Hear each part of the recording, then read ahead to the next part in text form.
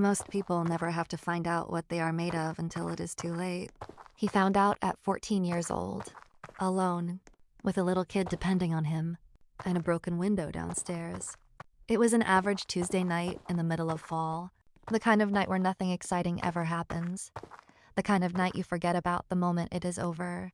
He was 14 years old, tall for his age, athletic. He played football for his school and had that quiet confidence that comes from knowing you can handle yourself. But nothing prepares you for what he was about to face. His mom and aunt were out shopping, his dad and uncle were at the movies, and he was babysitting his little cousin for the night. Just the two of them in the house. They were sitting on the couch watching television. Nothing unusual, just two kids passing time until the adults came home. And then it started. That feeling. You know the one. That quiet, uncomfortable feeling that something is wrong, but you cannot figure out what. Like your body's picking up on something your brain has not processed yet. Like every instinct you have is trying to send you a message you cannot quite read. He tried to shake it off, told himself he was being paranoid, kept watching television with his cousin like everything was fine. But the feeling would not go away. It got stronger.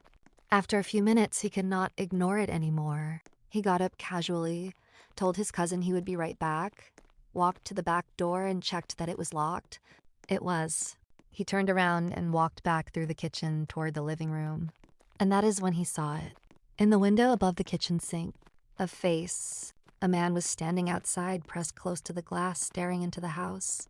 He looked rough, weathered, like someone who had been living outside for a long time. His clothes were dirty and torn. His eyes were sunken and hollow. And he was not looking at him. He was looking at his little cousin sitting on the couch in the living room. Every single hair on his body stood up at once. He had maybe 2 seconds to make a decision. He could panic. He could scream. He could freeze. He did none of those things. He took a slow breath and pretended like he had not seen anything. Did not look back at the window. Did not change his expression. Did not do anything that would tell the man outside that he had been spotted. He walked calmly back into the living room and looked at his little cousin with the most casual voice he could manage. He told him that their parents would be home soon and that they needed to go upstairs because nobody would want him staying up late. His cousin complained the way little kids always do, but he got him moving. Up the stairs, into his room, tucked into bed. His cousin looked up at him and asked why he seemed so serious. He told him not to worry about it, that everything was fine, that he just needed to keep his head low and stay quiet. He was lying through his teeth because downstairs there was a man outside who had been staring through the window at a little kid, and he had no idea what that man was going to do next. He went back downstairs alone. His heart was pounding, but his mind was clear. He needed something, anything. If that man got inside, he needed to be ready. He went straight to the kitchen and opened the drawers until he found it. A meat tenderizing hammer. Heavy, solid, something he could actually do damage with if he had to. He gripped it tight and turned back to the window where he had seen the man before. Empty. The man was gone, which was somehow so much worse than if he had still been standing there, because now he did not know where he was. He ran to the front door, checked the deadbolt, checked the doorknob. Both locked. He ran through the rest of the ground floor, checking every window, every door, every possible way in. Then he ran back upstairs with his meat tenderizing hammer and sat down with his back against his cousin's bedroom door. His cousin peeked out from under the covers and asked what he was doing sitting on the floor. He told him to keep his head under the covers and stay silent no matter what. Then he pulled out his phone. He called the police first. They told him they were sending someone, but that it would be at least 30 minutes. 30 minutes. He called his dad and uncle immediately after. They were 45 minutes away. He sat there on that floor in the dark, listening to every single sound the house made. Every creak, every shift, every gust of wind outside. Trying to figure out if any of those sounds were something else. Trying to figure out where that man had gone. And then he found out. The sound hit him like a physical thing, glass shattering somewhere on the ground floor below him. Loud and sudden and completely unmistakable.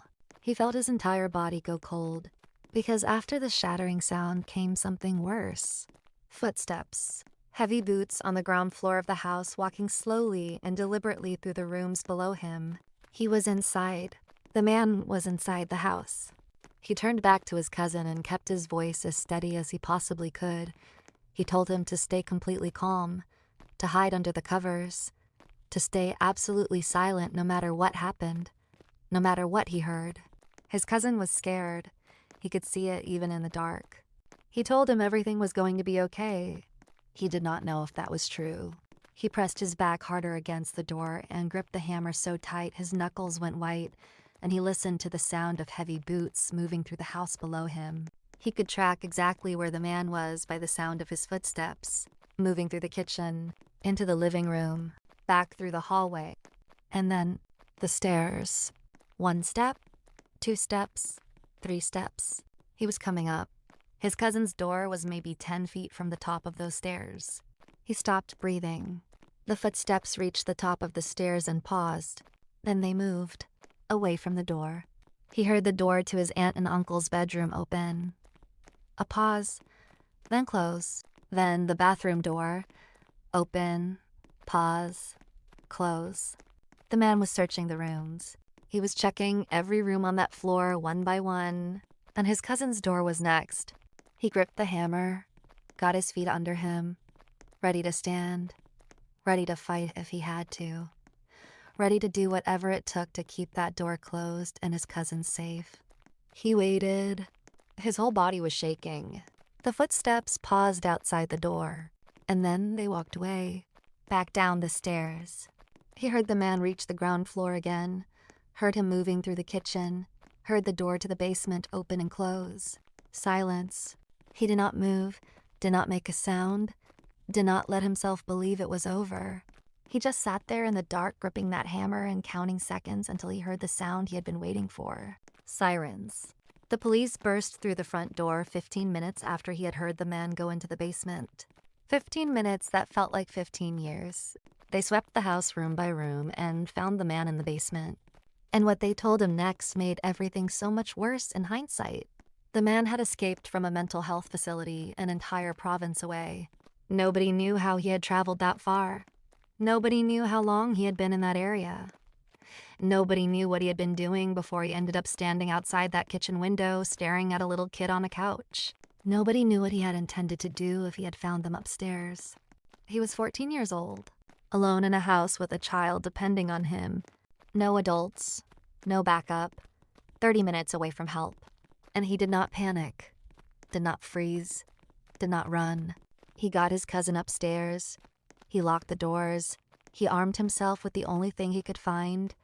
He called for help, and he sat with his back against that door ready to protect his little cousin with everything he had. Most grown adults would not have handled that as well as he did.